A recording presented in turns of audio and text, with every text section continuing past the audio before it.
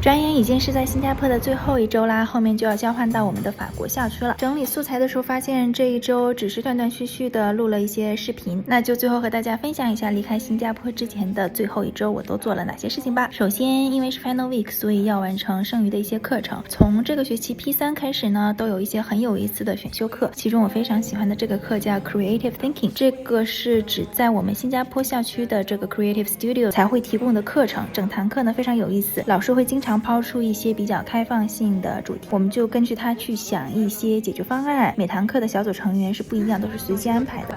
我们今天的主题是给新加坡设计一个明信片，所以我们就把新加坡一些有特点的东西在这上面，然后用不同的形式设计出各种各样的明信片，超级可爱。我觉得我们有好多非常 creative 的想法，真的很有意思。这是之前课上的一些成果。 So it's like if you look through the camera, you see the note. If you don't, you don't because it's digital. We need these. 还有这节课呢是叫 New Business Venture， 也是我非常喜欢的一堂课，大概就是非常系统性的教你如何去创业。我知道这是一个非常大的概念，但是教授呢把整个概念都非常结构化的给我们整理出来，从当我们有一个 idea 到我们要怎么样去构建整个这个 business 的蓝图，以及在这个过程中要怎么样去更新迭代，怎么样去跟 investor pitch。 那作为这一个课的一部分，我们也会有一个小组真的去把一个 idea 从0到1把它做出来，最后做成 pitch deck。 在 final 的时候呢，就会请一些投资人到教室里来，我们会向他去 pitch。 那最后这些投资人也会选出班级的前几名，可能第1名还会真的拿到这些投资人的一些天使投资之类的。我们组最终还拿到了第3名。 Amazing job, really impressive. Our CEO, our team.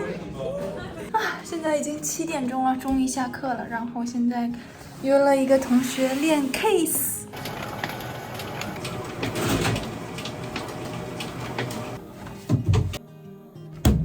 那因为我们从 P3 就要陆续开始准备求职，准备面试，我主要是准备 consulting 方面的一些面试，所以现在 case interview 也是开始要准备起来了。那我们也会陆续和同学之间相互去约 case。 在雨中吃饭。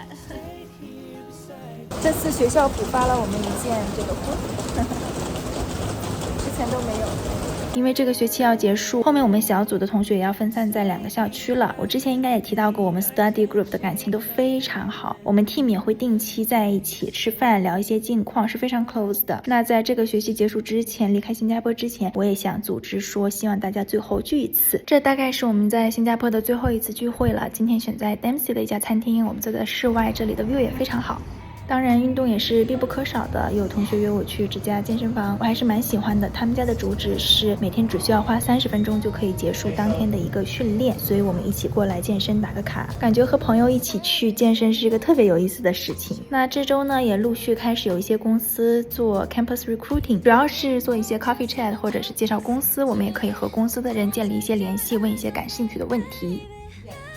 真的要离开新加坡之前还是蛮舍不得的，我也陆续和不同 program 的学长或者是学妹临走前约个饭。我们也是通过各种 mixer 认识的。在 MBA 期间呢，其实不只是和同班同学，还可以和学校的其他项目的上下届的一些同学都有很多机会可以认识到。我还蛮喜欢去 Dempsey 约饭，这里是我在新加坡非常喜欢的一个区域。当然如果是比较临时的约饭的话，学校附近的 Timber 也是我们经常去吃饭的地方。